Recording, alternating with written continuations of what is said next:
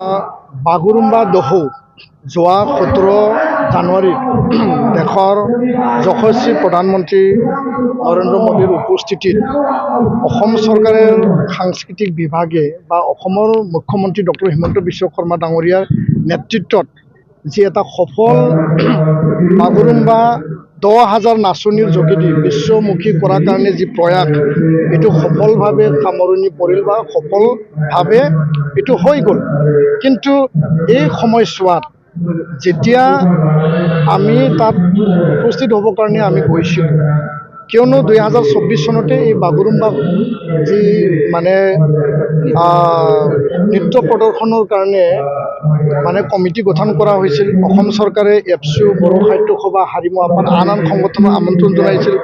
আমাৰ ফালৰ পৰা সহযোগিতা নাচনীসকলক তেওঁলোকে বিচাৰিছিল আৰু আমি সময় সাপেক্ষে আমি সহায় কৰিছোঁ।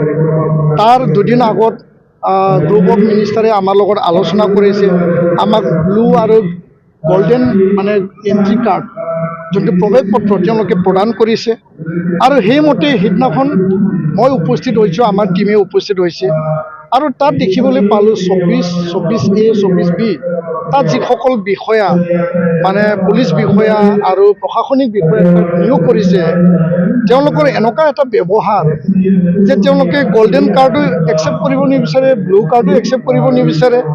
আমি সুধিলোঁ যে যদি এইটো ইয়াত প্ৰযোজ্য নহয় তেতিয়াহ'লে আপোনালোকে দিলে কিয়? কিন্তু তেওঁলোকে কয় যে তাত জাগা নাই, আপোনালোকে সোমাব নোৱাৰিব, আপোনালোকক সোমাবলৈ দিয়া নাই। তো প্ৰায় মানুহবিলাকক ঘূৰাই পঠাইছে, যাৰ যাৰ কাৰ্ড আছে তেওঁলোকে তাত গৈছে আৰু মোৰ সন্মুখতে বহুত বিশিষ্ট ব্যক্তিক তেওঁলোকে ঘূৰাই পঠাইছে। পিছত মই যেতিয়া ক'লোঁ যে মই আয়োজক কমিটিৰো আমি সংগঠনৰ ফালৰ পৰা হয়, প্ৰধানমন্ত্ৰীৰ লাইন আপত ৱেলকাম মোক দিয়া হৈছে, মই তাত যাব লাগে আৰু মই নিখিল বড়ো ছাত্ৰ সন্থাৰ সভাপতি মই নিজে ক'লোঁ, তথাপিও তেওঁলোকে যাবলৈ নিদিয়ে আৰু ইমান এটা বেয়া ব্যৱহাৰ।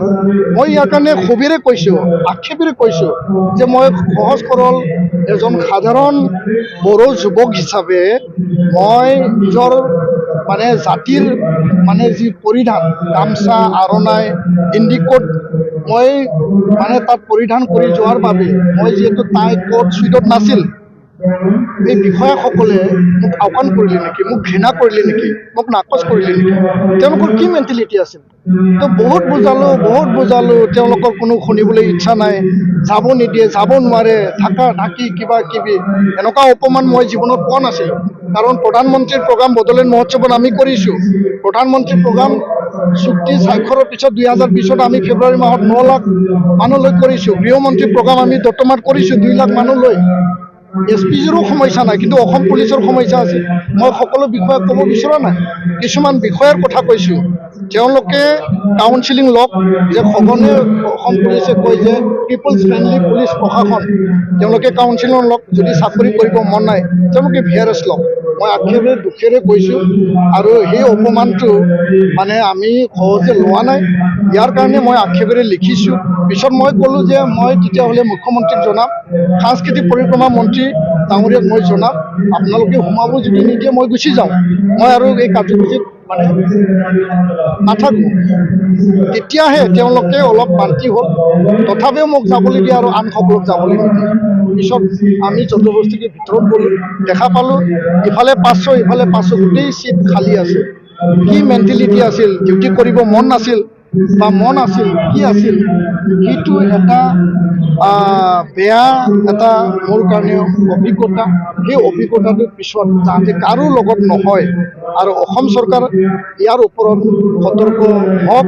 মই উচ্চ পদস্থ বিষয়াক তেতিয়াই জনাইছোঁ, মই নাম নকওঁ, তেওঁলোকক জনাইছোঁ, এডিশ্যনেল চিফ ছেক্ৰেটাৰীক জনাইছোঁ, প্ৰিন্সিপাল ছেক্ৰেটাৰীক জনাইছোঁ যে এনেকুৱা এটা কাৰবাৰ তাত চলি আছে।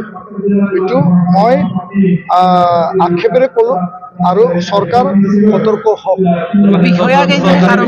কৰিছে, কেনেকৈ কৰিছে, ক'ৰ পৰা তেওঁলোকক ডিউটিলৈ আমন্ত্ৰণ কৰিছিল আমি শুনিবলৈ পাইছোঁ। বহুত জেগাৰ পৰা তেওঁলোকক জিলা পৰ্যায়ৰ পৰা আনিছে, তাত বহুৱাইছে আৰু এনেকুৱা ব্যৱহাৰ কাৰো কাৰণে সহ্যৰ বিষয় নহয়।